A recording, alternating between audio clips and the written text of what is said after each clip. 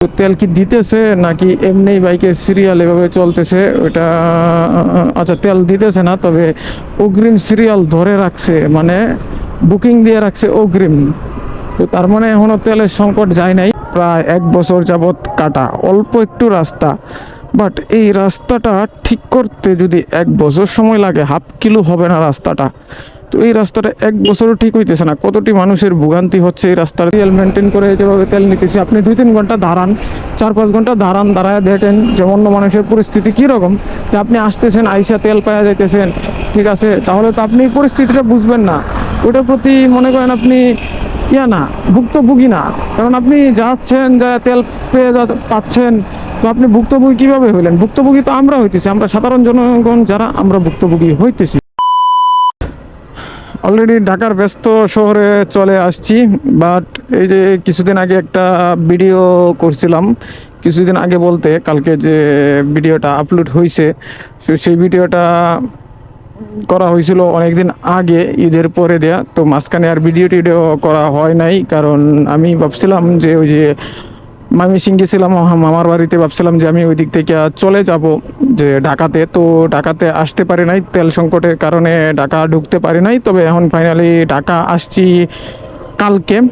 তো ঢাকা আসার পর মোটামুটি মানে যেহেতু তেলের দাম বাড়ছে, সেহেতু মোটামুটি অনেক জায়গায় অনেক পাম্পেই তেল দিতেছে এই তেলের দাম বাড়াতে।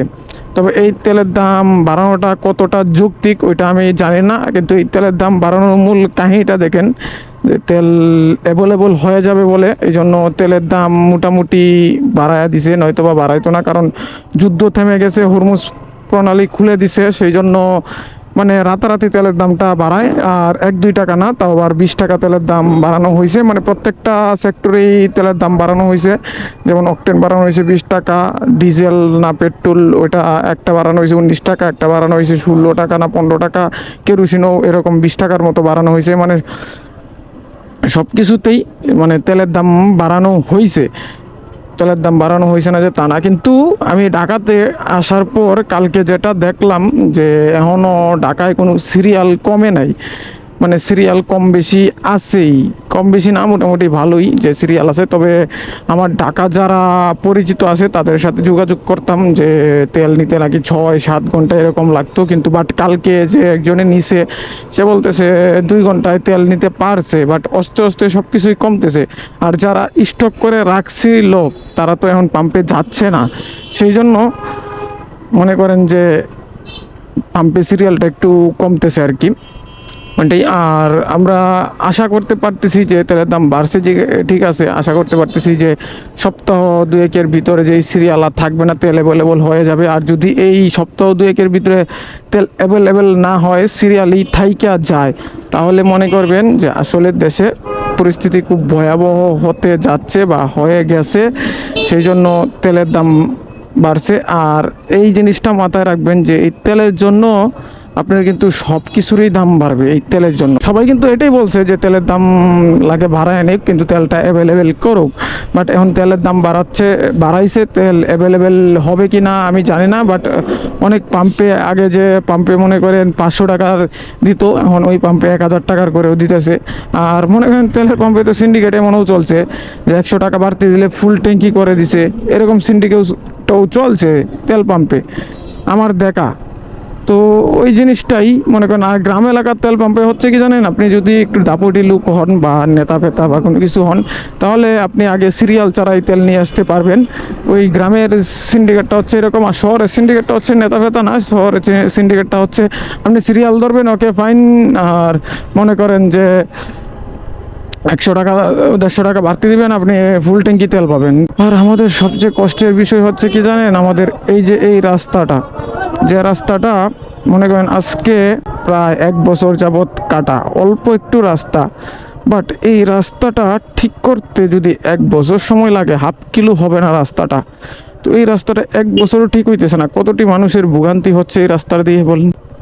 তো এই রাস্তাটা আসলে এটা কাজ করতেছে সেনাবাহিনীর লোকে সম্ভবত, মেবি, আমি শিওর না। মাঝখানে কয়েকদিন দেখছিলাম যে সময় ওই আমাদের পিছনের রাস্তাটা কাজ করছিল, ওই রাস্তাটা সেনাবাহিনীর লোকে করছিল। তো বুঝেন, এই রাস্তা যদি 1 বছর লাগে কাজ করতে বা আরও 1 বছরের উপরে লাগে, তাহলে মানুষের ভোগান্তি আর চলাফেরা ওটা জানি না, ওটা কাদের কি বিষয়, কারা কি করবে ওটাও বলতে পারতেছে না। চলেন আগে এই রাস্তা থেকে বের হই, মেন রোডে যাই, তারপরে আসতেছি মেন রোডে গিয়ে। 1 মিনিট কম 10টা বাজে, মানে 9টা 49 বাজে, অলরেডি মেন রোডে উঠে গিয়েছি। তবে আজকে রাইডটা মর্নিংয়ে সকালে বের হয়েছি। সকালে বের হওয়ার কারণ হচ্ছে অনেক দিন পর ঢাকা আসছি, যেহেতু টুকটাক কিছু কাজ আছে, এই কাজগুলা সারতে হবে, সেই জন্য সকালে বের হওয়া। তো রাস্তাঘাটের অবস্থা কি ওইটা জানি না, যেহেতু সকালে অফিস টাইম, সেহেতু রাস্তাঘাট একটু গাড়ির চাপ বেশি থাকবে।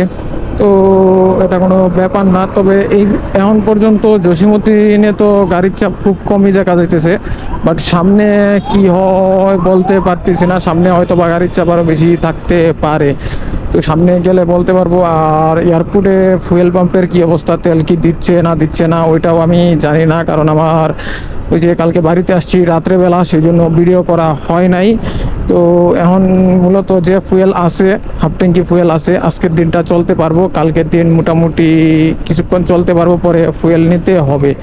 তো এয়ারপোর্টে তো ভালো পরিমাণ জাম আছে, বাট এটা মনে হয় মেবি ফুয়েল পাম্পের জাম, নয়তোবা আর কি দেন। ও আচ্ছা, প্রাইভেট কারের সিরিয়াল টিরিয়াল দিয়ে ভরপুর, একই অবস্থা। তবে প্রাইভেট কারের সিরিয়াল মনে হয় অনেকটা কমছে, না কমে নাই, না কমে নাই, ওই যে সিরিয়াল ওই দিক দিয়ে গেছে, বাট বাইকের সিরিয়াল এদিকে নাই, এটা বলতে পারি। তার চেয়ে বরং আমরা মাঝখানের রাস্তাতে ঢুকে যাই, মাঝখানের রাস্তায় গাড়ির চাপ খুব কম আছে। তো এই জিনিসটা আর কি, যে দেশে আসলে তেলের সংকটটা কোথা থেকে হয়েছে বা কিভাবে হয়েছে ওইটাই বুঝতেছি না। এখন তেলের দাম বাড়ানোর পর দেখলাম অনেক তেল ঢুকছে। তো এই তেল কতটুক কনসিডার করবে বা কতটুক থাকবে ওইটাও বলতে পারতেছি না। আদৌ তেলের সংকট থাকবে কি না ওইটাও বলতে পারতেছি না। আমার মনে হয় না, যেহেতু তেলের দাম বাড়ছে সেহেতু তেলের সংকট থাকবে, যে আমার এরকম মনে হয় না। তবে একটা জিনিস কি জানেন, যে এখনও মনে হয় সিরিয়াল কমে নাই, তেল পাম্পে সিরিয়াল এখনও আছে যে চলতেছে বাইকের সিরিয়াল। তো তেল কি দিতেছে নাকি এমনি বাইকের সিরিয়াল এভাবে চলতেছে ওটা, আচ্ছা তেল দিতেছে না, তবে অগ্রিম সিরিয়াল ধরে রাখছে, মানে বুকিং দিয়ে রাখছে অগ্রিম। তো তার মানে এখনও তেলের সংকট যায় নাই। এখন এই সপ্তাহ গেলে বলা যাবে। আগে বলছি যে যেটা যে 1 সপ্তাহ গেলে, মনে করেন এই সপ্তাহ আজকে তো হয়তো বা বৃহস্পতিবার, তো আজকে বৃহস্পতিবার, তো মনে করেন 1 সপ্তাহ গেলে বলা যাবে যে তেলের সংকটটা কতটুকু বাগায়, কিভাবে কি। তো মর্নিং রাইডে ঢাকা শহর প্রায় 1 মাস পরে আসলাম, আর বাড়িতে থাইকা ভিডিও করা হয় নাই। কেন বাড়িতে থেকে ভিডিও করা হয় নাই ভাই, তেলের যে সংকট, এলাকায় তেল পাই না, তো বাইকের তো চালানো হয় নাই, তাহলে তেল পাবো কোথা থেকে? এই আর কি অবস্থা। মনে হয় লাস্ট মামার বাড়িতে আইসা দুর্গাপুর গেছিলাম একদিন, তারপর থেকে এই তেলের সংকটের কারণে তেল পাই না দিকে, ঢাকা ঢুকতে পারবো না দিকে, আবার চলে যাই এই গ্রামের বাড়িতে।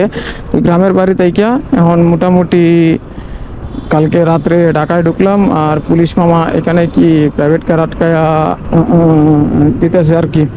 যাই হোক, তো ঢাকায় আসলাম, এখন মোটামুটি কাজের সাথে ইনভলভ হয়ে গেছি। এখন আমরা যারা কাজ করি, তো আমাদের মনে করেন বাইক তো লাগবেই, বাইক ছাড়া তো কাজ করা পসিবল না, গাড়ি তো লাগবেই। যাদের গাড়ি আছে বা বাইক আছে, যারা কাজ করবে বা কাজ করে, ওদের তো করতেই হবে।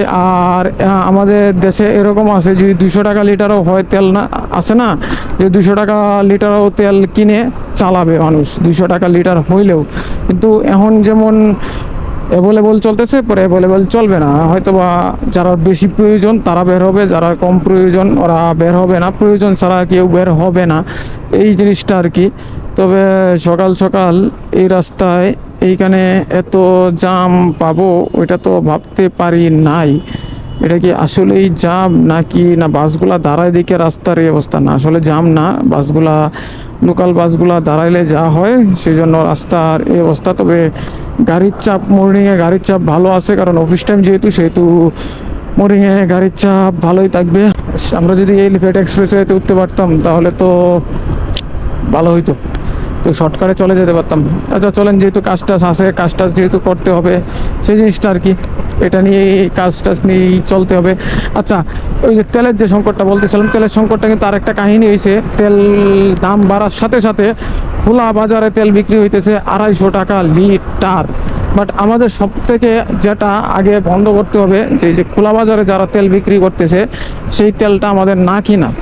তো আমরা যদি খোলা বাজারে বা যেটা 250 টাকা বা খোলা বাজারে 250 টাকা বেচুক আর 150 টাকা বেচুক, আমরা যদি খোলা বাজারে ওই তেলটা না কিনি, যারা স্টক করে রাখছে সেই তেলটা যদি আমরা না কিনি, তাহলে কিন্তু ওদের জন্য একটা শিক্ষা হয়ে দাঁড়াবে, এরা কোনো সময় স্টক করবে না। তো আমাদের এই জিনিসটা সবার একমত হওয়ার দরকার। সেই জন্য আমি মনে করি যে খোলা বাজারের তেলটা না কিনাটাই বেটার। তবে এটাই আর কি মূলত আমার কথা। তো আমরা চাইলেই সব কিছু সম্ভব করতে পারি, আর মানুষ হাতের তো 5টা আঙ্গুল এক না। তো সব মানুষ তো সমান না। হ্যাঁ, আমি কিনবো না, বাট তাই বলে কি আরেকজন কিনবে না? হ্যাঁ, আমার মতো অনেক পাগল আছে যে যারা কিনবে আর কি। যেমন আমি কিনবো না, আমি এক পাগল। আমি খোলা বাজার থেকে লাগে বাইক চালাবো না ভাই, কি দরকার? 250 টাকা লিটার যদি তেল কিনে চালানো লাগে, ঠিক আছে, তাহলে জীবন কি চলবো? একটা জিনিস কথা বলি, যে জিনিসটা আসলে বলা দরকার, বা ওই জিনিসটা হয়তো বা অনেকের গায়ে লাগবে, আবার অনেকের কাছে কিছুই না।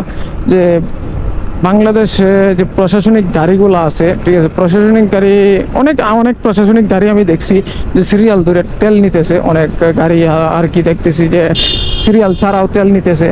তো যারা সিরিয়াল ধরে নিতেছে ওকে ফাইন, আর যারা সিরিয়াল ধরে নিতেছে না, ওটা তো ভাই একটু ক্ষমতার ভরায় দেখালেও, মানুষ তো সবারই সমান অধিকার আছে, তাই না?